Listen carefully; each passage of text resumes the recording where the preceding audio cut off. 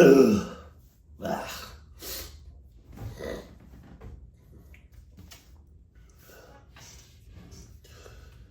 Oh.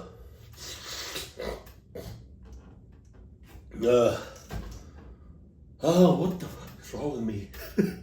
Oh my God. I didn't start sneezing until like a couple of seconds before I guess a couple of minutes before I was setting up, to record.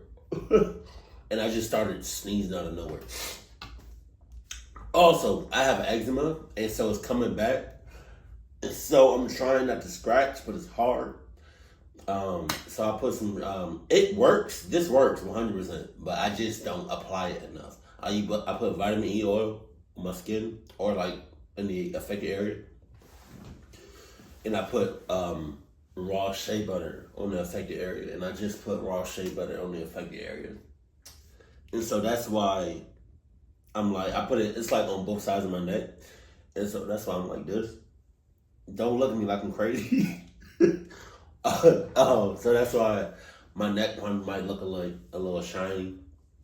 Because I feel like this shit's working. It just burns. And I'm just, anyways, my nose is running. There's a lot going on right now. I keep getting an eyelash in my eyeball.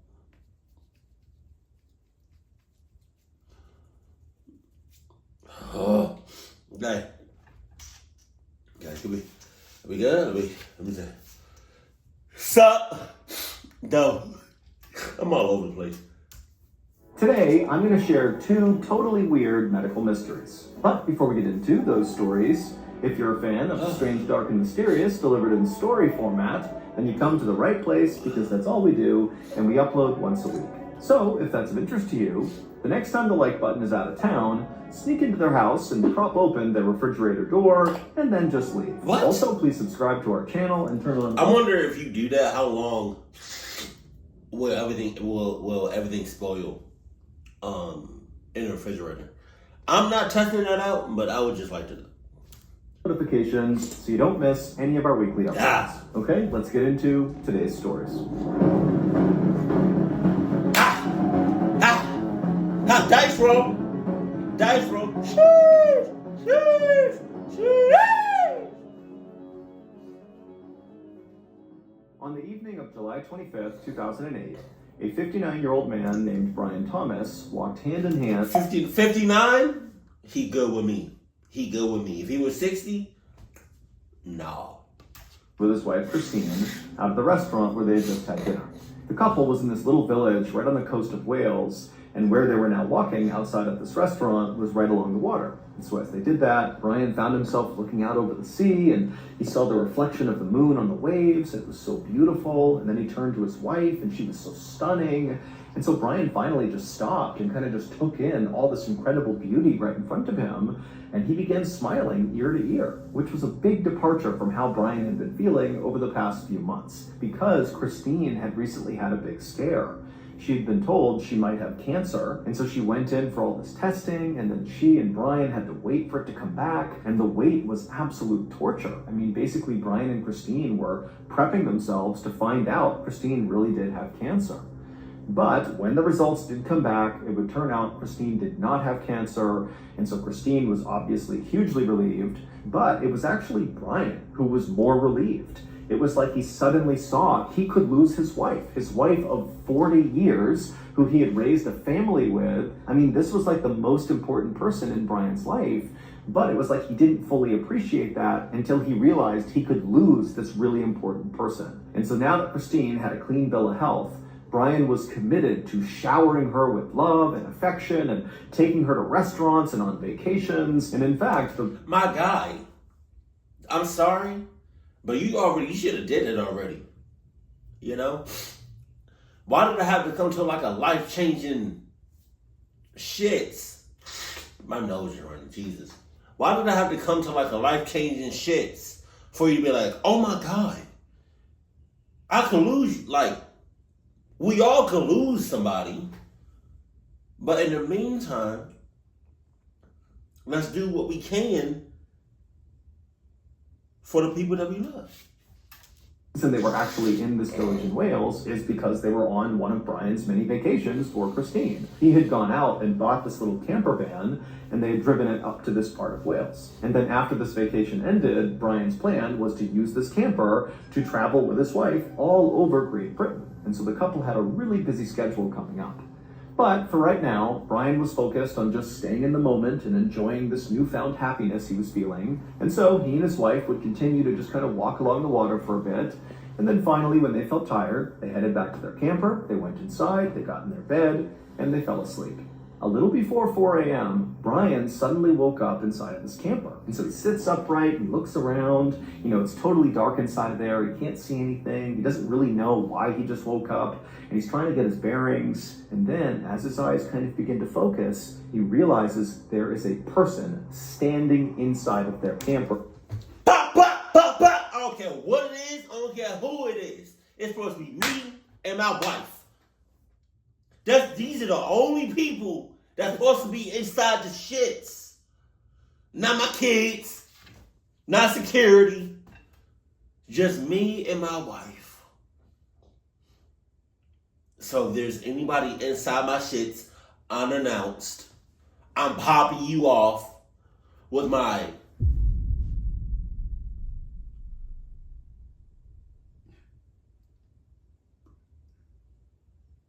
Adidas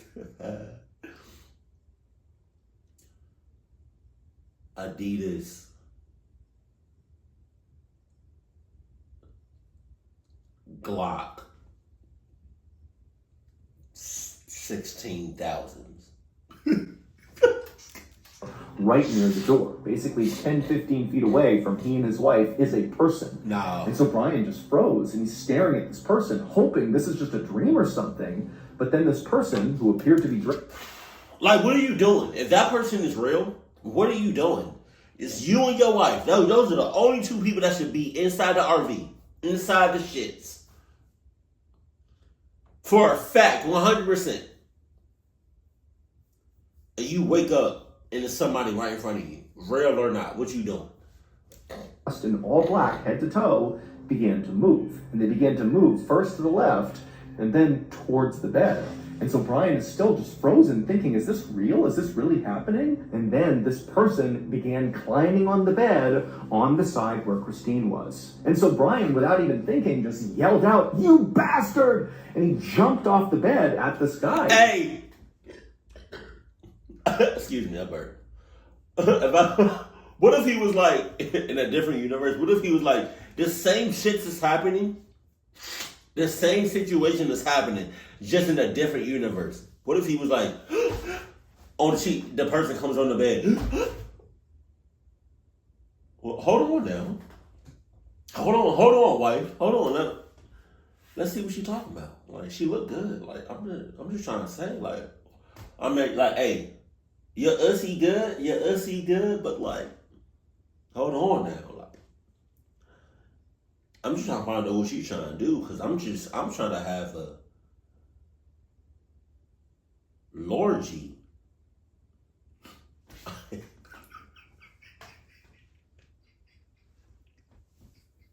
Anybody else want to come?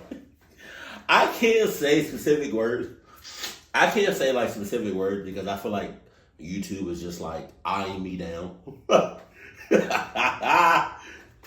Again, choking them out. And the whole time, Brian is screaming at this person, like, "What are you doing? Why are you here?" And this person is fighting back so hard, and Brian is just not letting go. It's like instinct is completely taken over, and then this person goes totally still and just dies. And Brian knows he killed them, but they came into his camper. Like, what do you expect? Brian would ultimately be the one who called the police, and just several minutes later, they would show up. And when they got there, they would find Brian standing outside the camper, hyperventilating. And then when they tried to get more information about what exactly had happened inside the camper, Brian basically couldn't explain it. It was like he was totally in shock.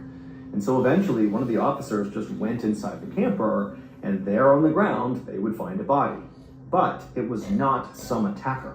It was Brian's wife. Man, what? It turned out Brian had a medical condition called somnambulism, which we know as sleepwalking. And at home, he would sleep in a different bed than his wife because he sleepwalked so much. But since they were on vacation in their camper, they had to sleep together because there was only one bed on board the camper. And so, not long after Brian and Christine had fallen asleep together, Brian began having this really intense nightmare. Okay.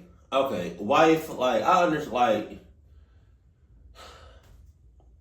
nah, I'm not going to jail for this. I'm not doing no time in the state prison. I'm not getting a death penalty. I'm not getting nothing. I'm not facing no repercussions because you know I sleepwalk. You know this. And you going to stand in the darkness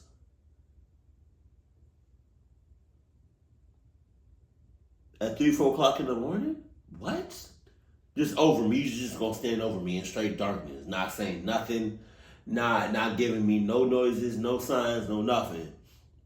You know, like I'm sorry, boo-boo, that I, choked you out. But, like, you cannot blame me. You cannot blame me. I'm sorry. I love you. But you knew what it was. Where he believed his wife was being attacked. And so Brian, in this nightmare, had to stop this person from hurting Christine. Except, because of his sleepwalking, he acted this out in real life.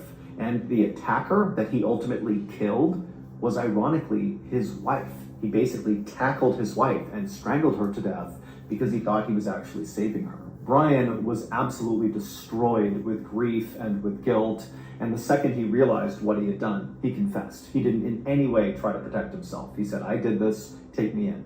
And Brian would be arrested. However, in November of 2009, the judge who actually heard Brian's official confession, he kind of felt bad for Brian and said, "You know what, I'm dropping all charges against you because it's obvious to me you are a good and decent person. This was a mistake and you're going to live with grief and guilt for the rest of your life, and that's punishment enough." Jesus.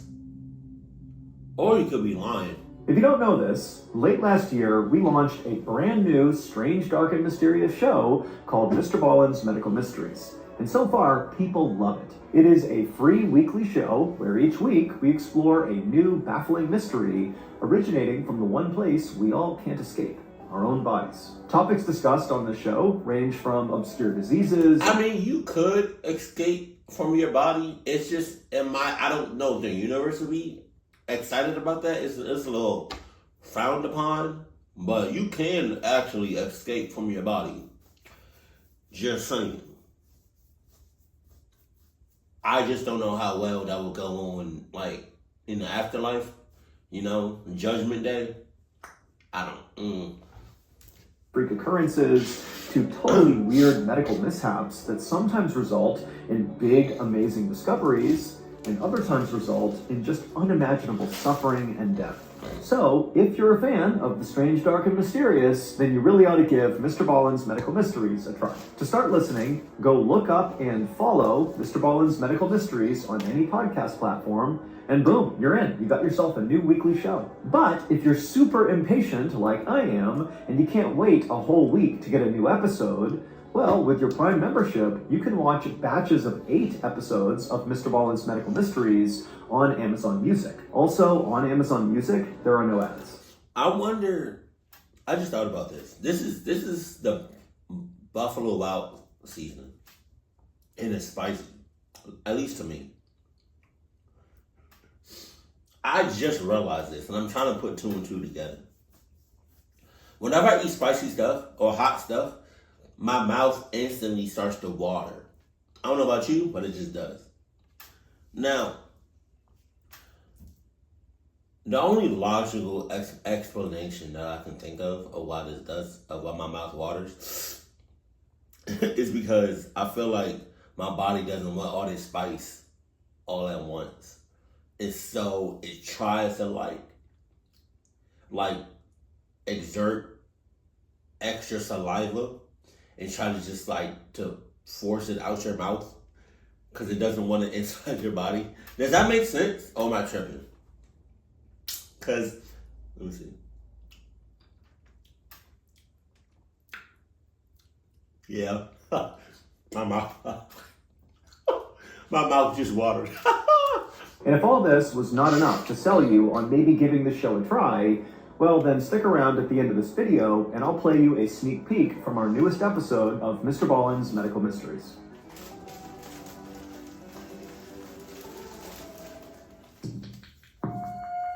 Churro.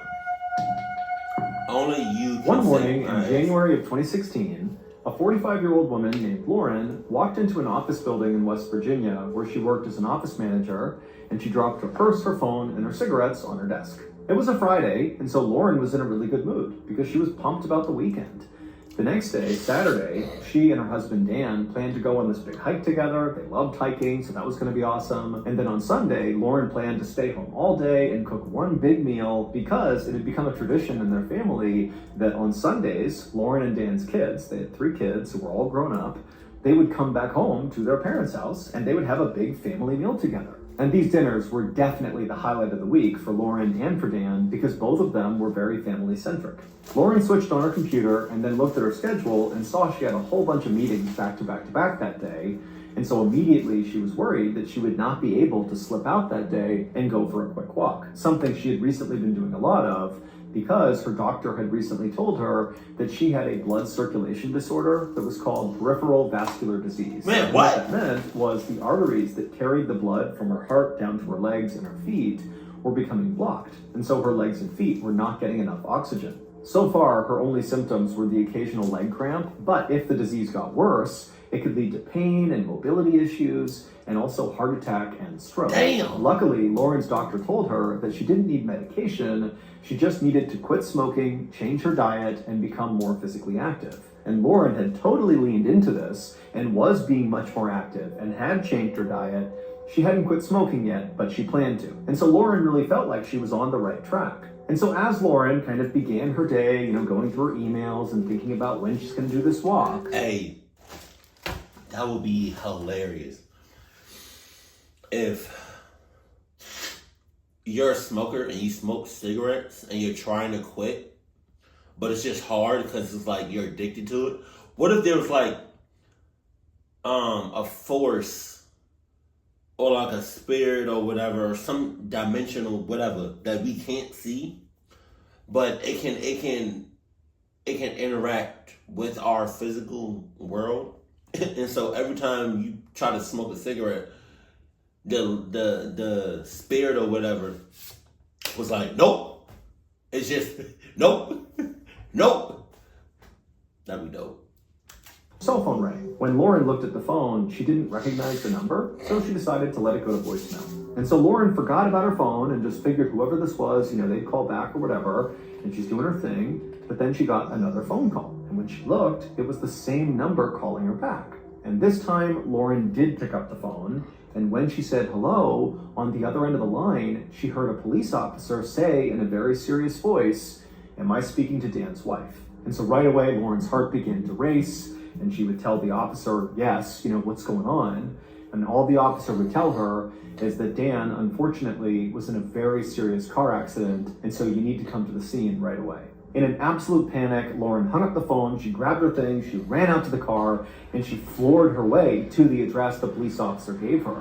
But when she got there, she saw there were so many police cars and ambulances and all these people that she couldn't even see what was going on, let alone park anywhere near where this accident happened. So she wound up parking her car around the corner, and then she got out and just sprinted towards all the police. And then when she got up to them, she basically began pushing people out of the way, and no one tried to stop her. They could tell, this woman must know the people involved in this crash. Or we don't know who she is. She's hauling ass to the shits. Hold on now. Identify yourself. You could be a clock ass. Just saying. We don't know who this is. And so she pushed past all these people, and finally she can see through the crowd, and she can see her husband's car, and it's absolutely mangled. And there's all these first responders that are in a circle on the pavement, and she can tell there is somebody on the ground they're working on, and it's gotta be Dan. And so Lauren just began running towards that group of people, and as she did, they all stood up as if, there was nothing they could do. And on the ground, Lauren saw her husband. There was Dan lying in this huge pool of blood, motionless on the ground. And so before she even got over to her husband, Lauren already knew what had happened. Dan was dead. And so Lauren let out this primal shriek and just rushed over to her husband and fell to the ground next to him, holding his body and crying hysterically. And all the EMTs and first responders, they knew this woman has just lost her husband. And even though she shouldn't be here right now, they just felt like they have to give this moment to her. And so the police and the EMTs and the rest of the first responders, instead of even talking to Lauren or trying to get her to go somewhere else, they just formed a big circle, shoulder to shoulder, around Lauren and Dan, and just allowed Lauren to grieve in private. About 2 hours later, Lauren returned to her home in a daze. Dan's body had already been transported to the morgue, and a police officer had driven Lauren back to her home, where her 3 kids, her son and her 2 daughters, were now waiting for her. And so when Lauren went inside the house and went into the living room where her kids were, her kids, who already knew what had happened, they just immediately swarmed her and hugged her, and they all just cried together. I mean, this was so horrible and so unexpected that nobody knew what to do. Finally, Lauren tried to speak through her sobs, but when she did, she just couldn't get words out. It was like her chest was so tight she couldn't even speak. And then suddenly, Lauren realized this pressure on her chest was very real, and it was getting worse and worse, to the point where it was genuinely hard to take a breath in. And so Lauren actually said to her kids, "I think I'm having a panic attack." And so her daughter ran to the kitchen to get some water. And as she did, Lauren took a seat on the couch to try to calm down. But by the time her daughter came back with the glass of water, Lauren straight up just could not breathe. I mean, she was trying to pull air in, but it wasn't going in, and she was totally panicking. And so she looked at her kids and just mouthed the words, "I can't breathe." At which point the kids understood, like, this is way beyond just grief and sadness. Like, she's having a physical emergency right now. And so one of Lauren's daughters picked up the phone and called 911. A few minutes later, an ambulance arrived and they would take Lauren to a local hospital. But as soon as they got there, the doctors and nurses determined that very likely Lauren had had a heart attack. And even though she was basically stable right now, their fear is she was going to have another one. And this particular local hospital just lacked the resources and staff to actually treat Lauren. And so they pretty much immediately transferred Lauren to another hospital called the JW Memorial Hospital in Morgantown, West Virginia, because that hospital had a specialized cardiac care unit for people with very serious heart problems. Dr. Conard Falinger was the cardiologist on duty at JW Memorial Hospital when Lauren was brought into the intensive care unit, followed closely behind by her 3 adult children. Now, Dr. Falinger was used to seeing worried families in the hospital, but Lauren's kids looked far more distressed than he was used to seeing. And when he spoke to Lauren's kids about, what's going on with Lauren, he would see why. The doctor would learn that this family has lost their father, their husband, just a few hours earlier, and the mother, Lauren, who's this patient, she laid with her dead husband out on the road in a pool of blood, and now these poor kids who just lost their father, they're seeing their mother go to the ICU for what looks like a heart attack. Hey, what if, in a different universe, again, the same situation is happening, but the daughter or, one of the kids has healing properties or saving people's lives abilities, and she was like, "No, I'm not losing anybody else here, not today, no." And she got on her knees and was like, "Ah!" And all of this energy came out of her and saved her mother right there on the couch. That'd be tough. This was a total worst case scenario where basically everything was going wrong for this family. Dr. Falinger did his best to push his emotions to the side. He didn't want to get wrapped up emotionally in this case, but at the same time, the doctor felt a very deep need to save Lauren. Let this family have one good thing happen to them. But Lauren's condition was pretty dire. Just like the doctors at that local hospital where Lauren went first, Dr. Falinger also suspected Lauren had a heart attack, very likely because of that blood circulation disorder that she had that basically clogged her arteries. When an artery in the heart gets blocked, the blood can't circulate in the heart, and so the heart dies. And preliminary testing on Lauren showed there was already signs of damage to her heart, in the same way that a heart attack would damage a heart.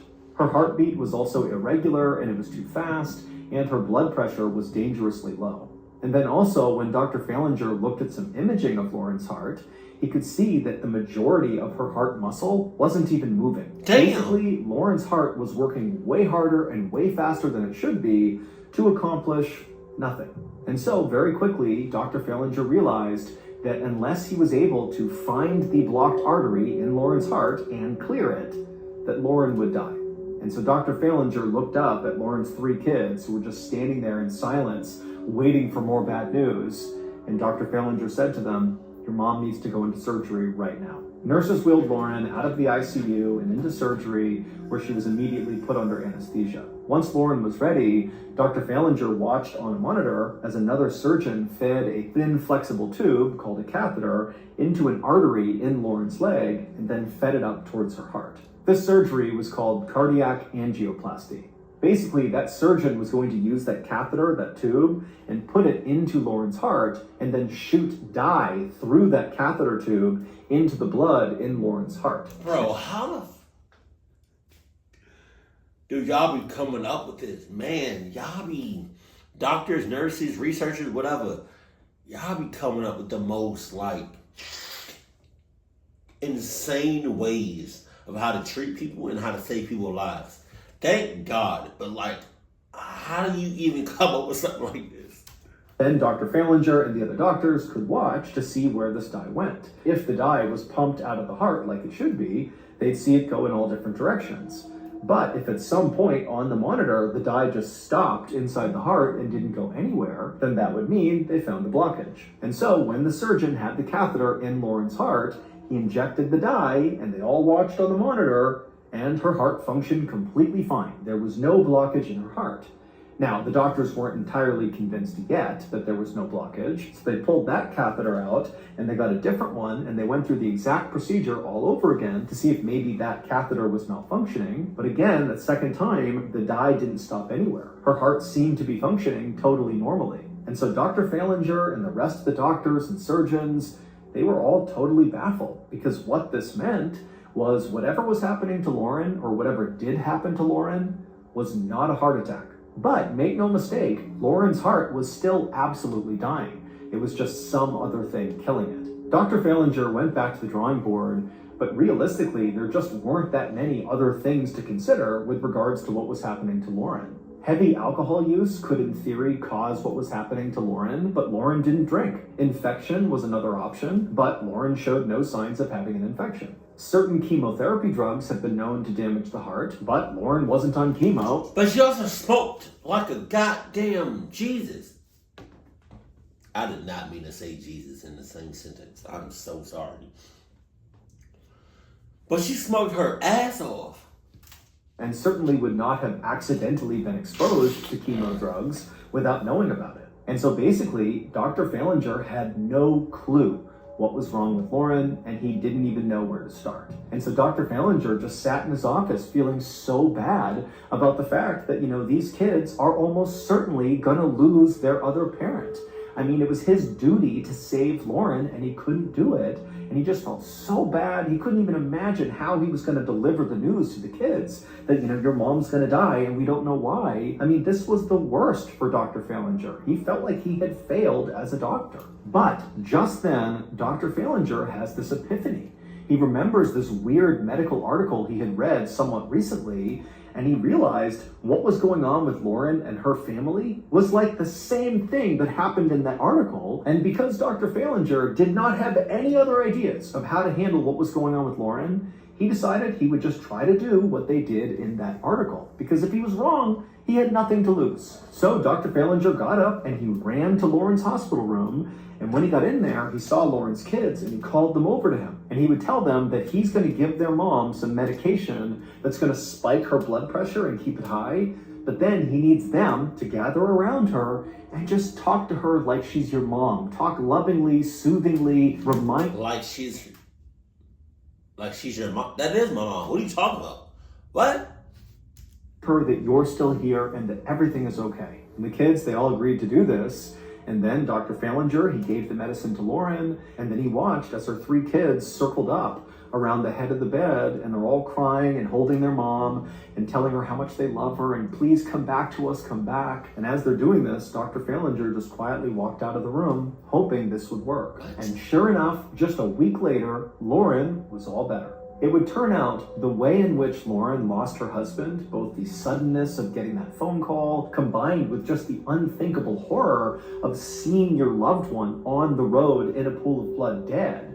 I mean, that situation was so stressful for Lauren that her brain released a ton of stress hormones into her body. So much so that these stress hormones literally paralyzed her heart. And so you can understand why all the doctors thought this was a heart attack, because this sort of looked like one. But this condition does have its own name. It's called stress cardiomyopathy. Jesus. However, it's known by its more casual name, which is broken heart syndrome. Basically, Lauren loved her husband so much that to witness what happened to him and to learn about it so suddenly and abruptly, it nearly killed her. And it just so happens that a few months before Lauren was checked into the hospital, Dr. Falinger happened to read a medical article about broken heart syndrome. And the only way you can treat broken heart syndrome is just to try to keep the patient alive long enough that these stress hormones leave their body naturally, at which point their heart goes back to normal. And so Dr. Falinger was able to buy Lauren a little bit of time right at the end there by giving her that medicine that boosted her blood pressure. But Dr. Falinger told her 3 kids that really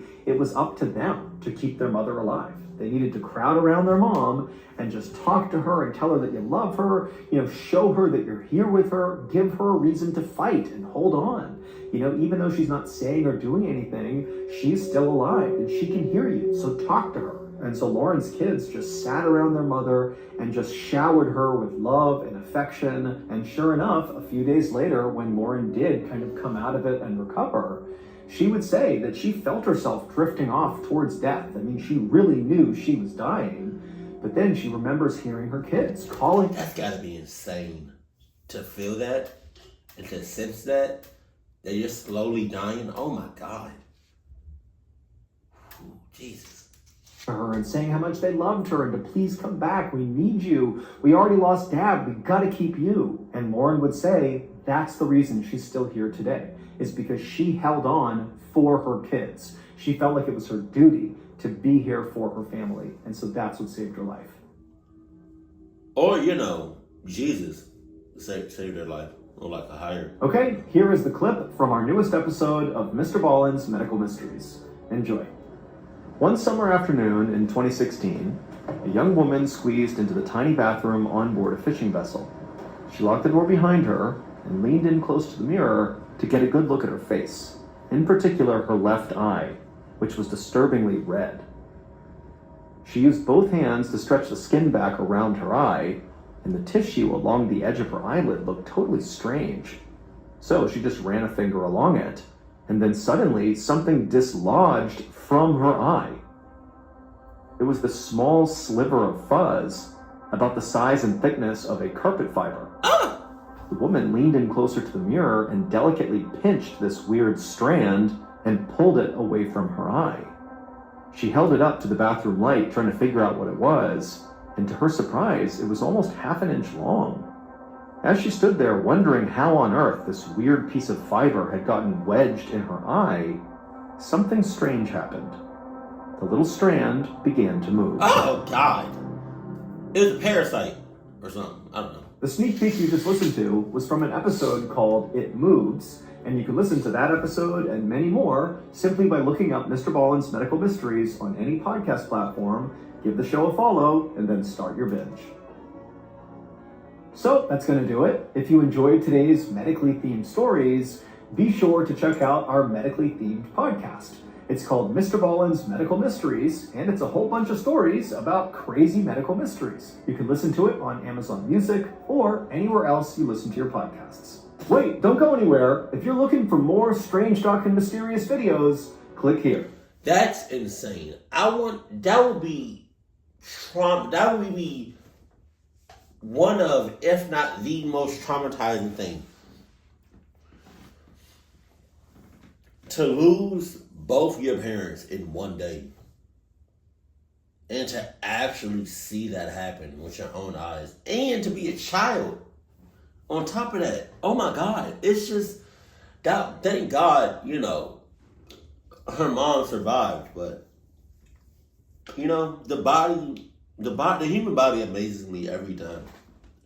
Every time I hear something about the human body, I'm fascinated with the human body and like how it works and how things happen and how things work inside and outside the body.